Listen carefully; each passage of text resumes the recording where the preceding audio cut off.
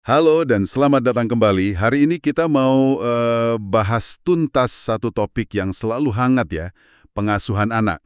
Kita bakal fokus banget ke satu bab spesifik dari buku Don't Trust Your Gut, itu bab 2.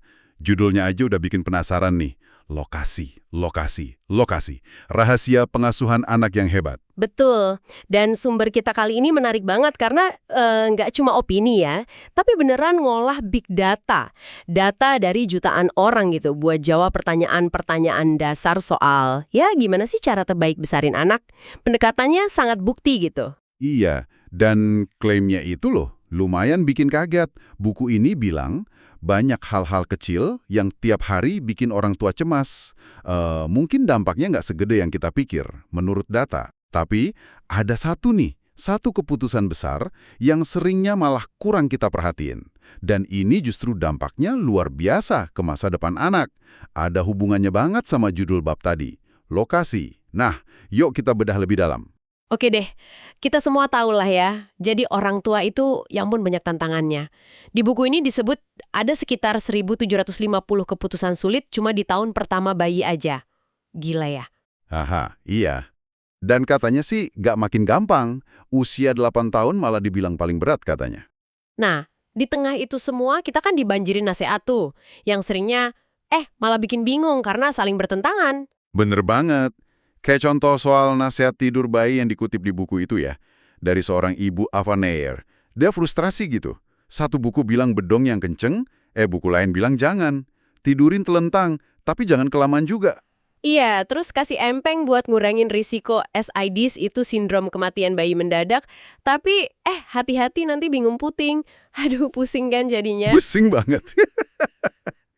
Jadi, nih di antara semua kebingungan ini, data besar itu sebenarnya bilang apa sih? Apa yang paling penting? Nah, pertanyaan itu bawa kita ke inti perdebatannya. Seberapa gede sih pengaruh kita sebagai orang tua buat masa depan anak? Ini kan nyentuh perdebatan klasik itu ya. Nature, faktor bawaan lahir, lawan nurture, alias pola asuh dan lingkungan. Buku ini juga ngingetin ya, penting banget buat hati-hati bedain antara korelasi sama sebab akibat. Contoh yang sering disebutkan, anak yang sering dibacain buku, cenderung sukses di sekolah. Tapi itu karena dibacain buku. Atau karena ya mungkin aja anak sama orang tuanya emang sama-sama punya genetik suka belajar gitu kan. Susah misahinnya memang. Nah, terus gimana cara misahinnya? Buku ini nyebut studi apa aja? Ada beberapa studi menarik buat coba misahin itu.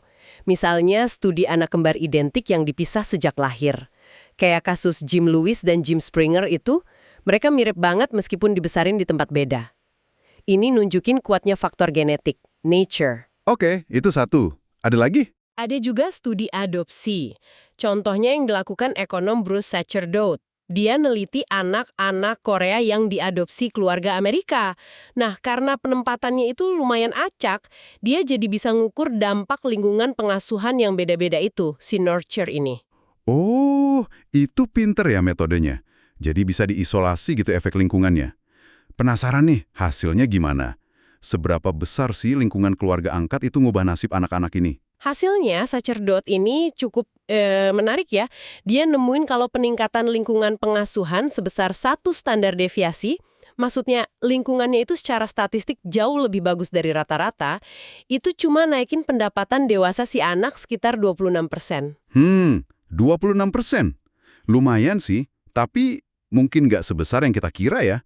Berarti pengaruh bawaan lahir lebih kuat dong. Iya, estimasi Sacerdote waktu itu memang gitu. Pengaruh nature atau genetik kira-kira 2,5 kali lebih kuat dari nurture.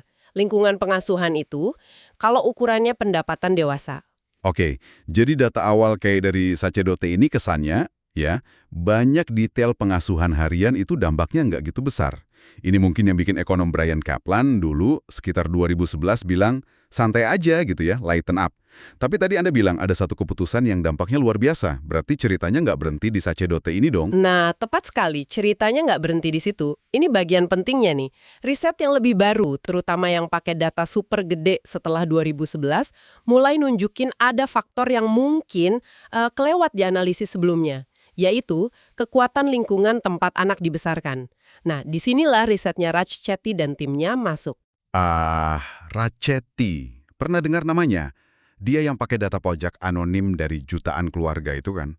Skalanya gila-gilaan emang.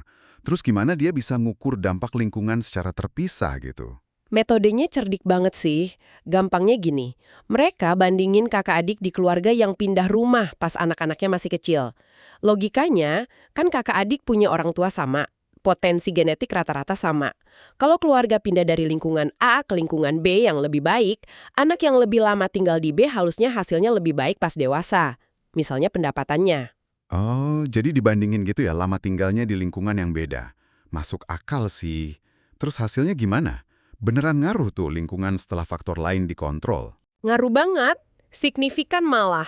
Temuan Chetty ini konsisten nunjukin kalau lingkungan tempat Anda besarin anak itu punya dampak kausal yang keukur ke sukses ekonomi mereka nanti.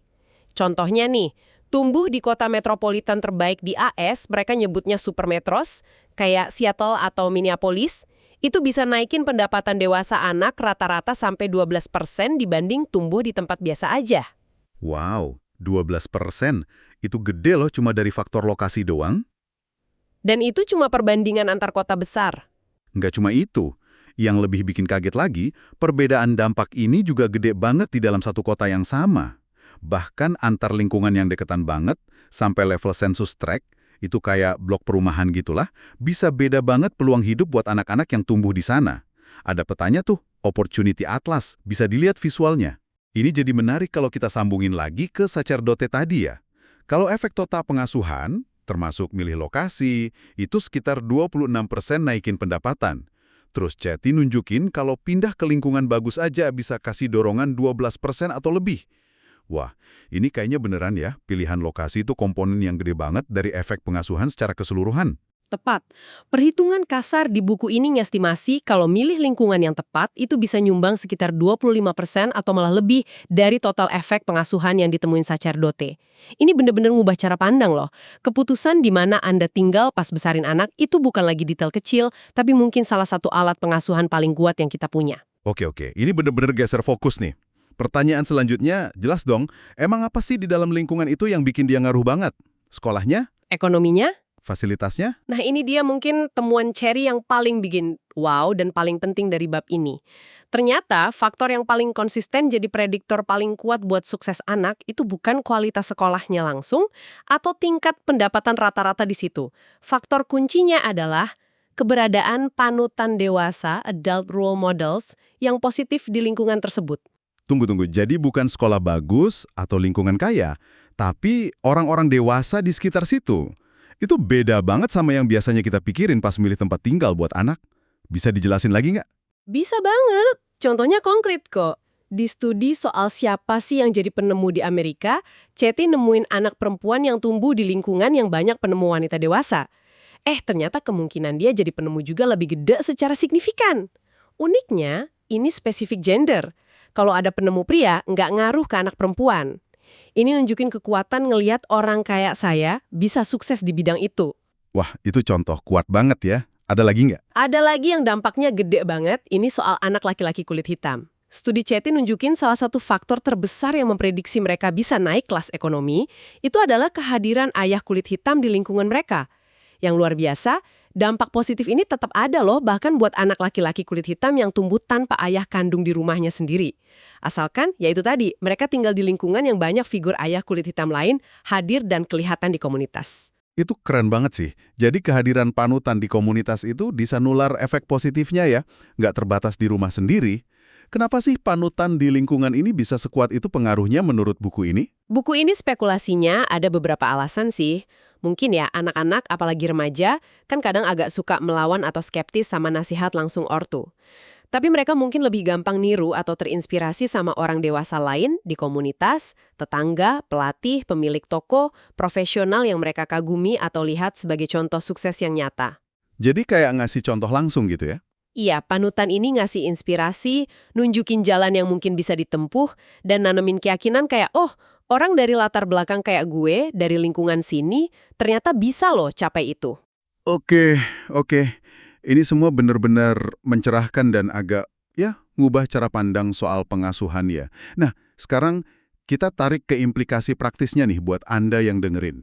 Artinya apa sih semua temuan data ini buat Anda yang udah jadi orang tua atau mungkin calon orang tua? Pesan utamanya sih cukup jelas ya.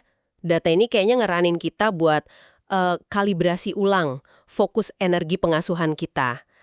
Mungkin nggak usah terlalu cemas berlebihan soal ribuan keputusan kecil harian yang dampaknya terbatas itu. Sebaliknya, energi itu mungkin lebih strategis kalau difokusin ke keputusan besar yang satu ini, milih lingkungan tempat tinggal yang tepat buat anak tumbuh. Dan tepat di sini kalau ngikutin data Ceti, artinya lingkungan yang kaya akan panutan dewasa yang positif dan beragam, yang mungkin bisa menginspirasi cita-cita anak Anda, gitu ya. Meskipun kita nggak bahas detail cara pakai alat kayak Opportunity Atlas di sini, penting buat Anda tahu kalau informasi soal kualitas lingkungan, terutama soal peluang dan panutan, itu ada dan bisa jadi pertimbangan penting banget. Bener banget. Dan gini, kalaupun pindah rumah itu bukan pilihan yang realistis buat Anda sekarang, prinsipnya tetap bisa dipakai kok. Anda bisa mikir lebih proaktif. Gimana caranya ngenalin anak Anda ke orang-orang dewasa inspiratif di komunitas yang lebih luas? Oh, jadi nggak harus pindah ya? Nggak harus, bisa lewat kegiatan ekstrakurikuler mungkin, atau program mentoring, kenalan di tempat kerja Anda, atau bahkan sesimpel bangun hubungan baik aja sama tetangga yang Anda kagumi. Intinya sih, secara sadar ciptain kesempatan buat anak ngeliat dan interaksi sama contoh-contoh positif di luar keluarga inti. Oke deh. Jadi, kalau kita rangkum nih pembahasan mendalam kita dari bab 2, Don't Trust Your Gut ini. Pesan intinya kuat banget ya. Sementara banyak keputusan harian pengasuhan mungkin dampaknya nggak sedahsyat yang kita takutkan, satu keputusan fundamental di mana Anda milih buat besarin anak Anda, itu punya pengaruh kausal yang signifikan dan bisa diukur. Dan elemen kunci di lokasi hebat itu tampaknya adalah akses ke jaringan panutan dewasa yang positif dan menginspirasi. Iya, ini benar-benar sebuah pergeseran fokus yang penting ya. Dan sebagai penutup nih, mungkin ada satu pertanyaan buat direnungin yang nyambung dari diskusi kita. Mengingat betapa pentingnya peran role model atau panutan di lingkungan sekitar, gimana ya caranya kita bisa secara sadar dan aktif membangun atau memperkuat jaringan panutan positif ini di komunitas kita sendiri? Terutama kalau pindah ke lingkungan ideal itu bukan pilihan yang gampang buat kita saat ini. Wah, pertanyaan yang bagus banget buat dipikirin lebih lanjut. Terima kasih banyak sudah menyimak pembahasan mendalam kami kali ini. Sampai jumpa di kesempatan berikutnya ya.